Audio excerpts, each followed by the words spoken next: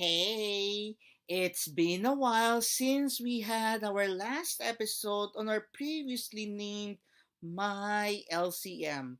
My Life in 20s and 30s.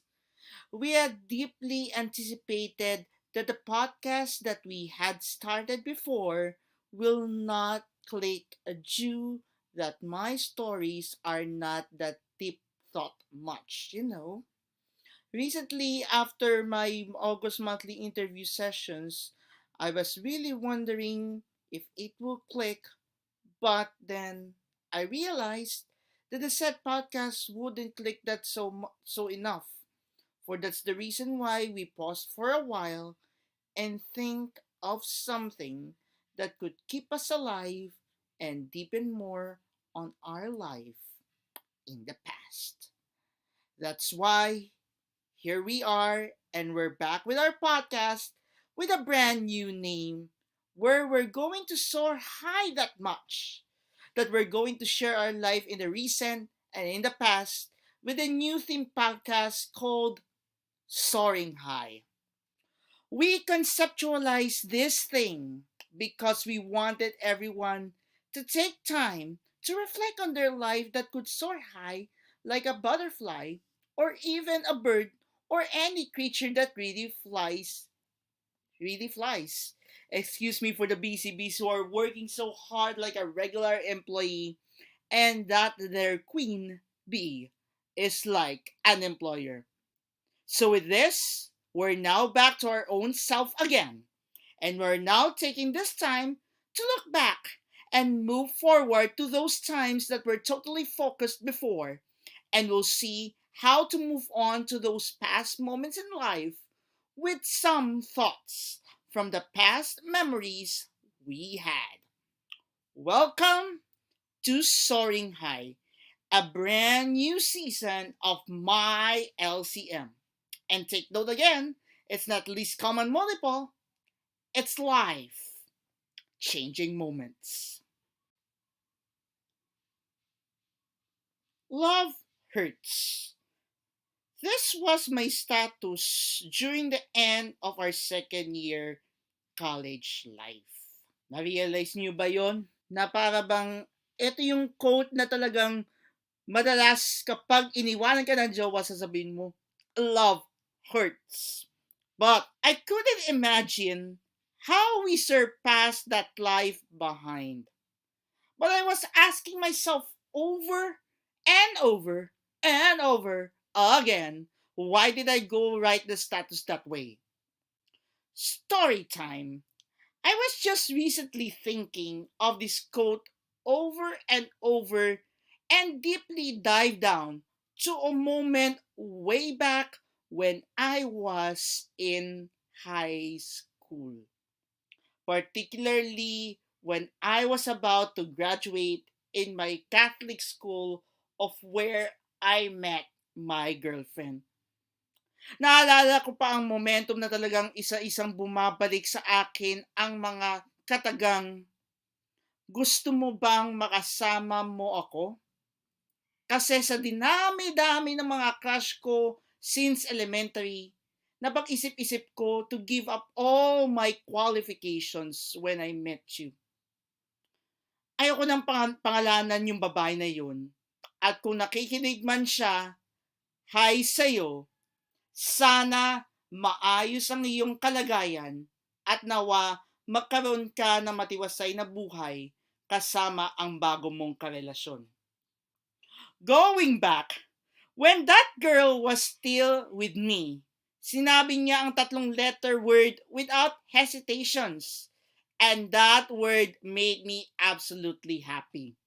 Alam niyo na yon. It's YES. We were on that time noong September 11, 2007.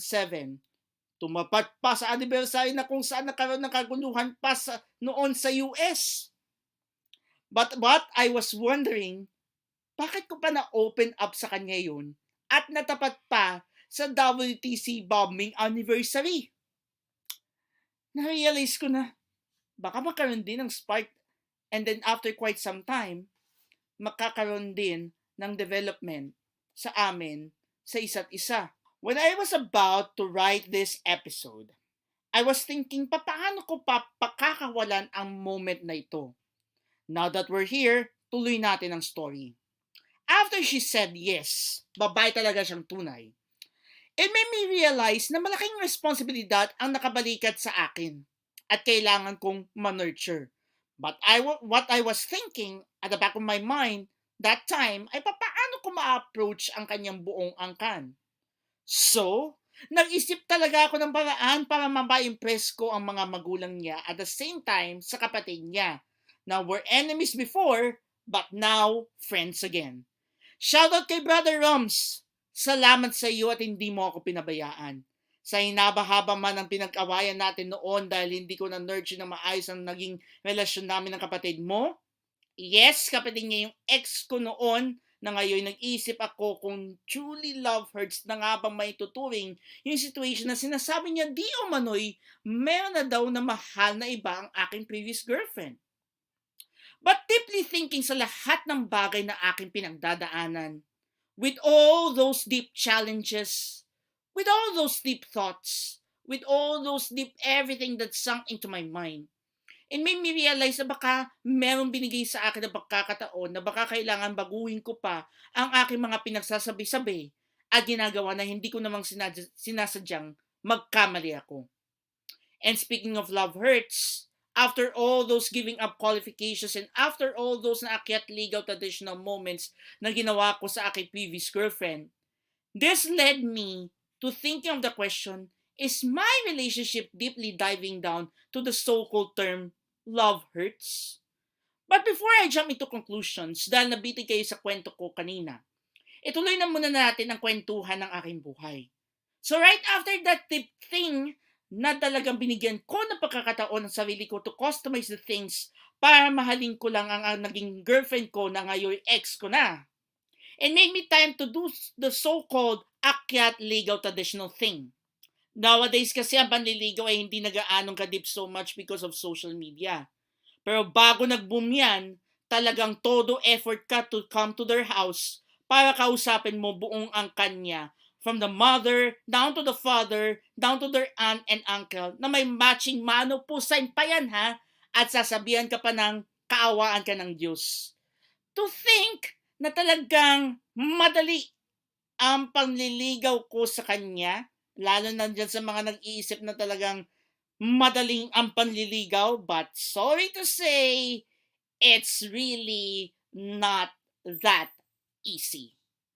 Kailangang todo effort ka to impress them.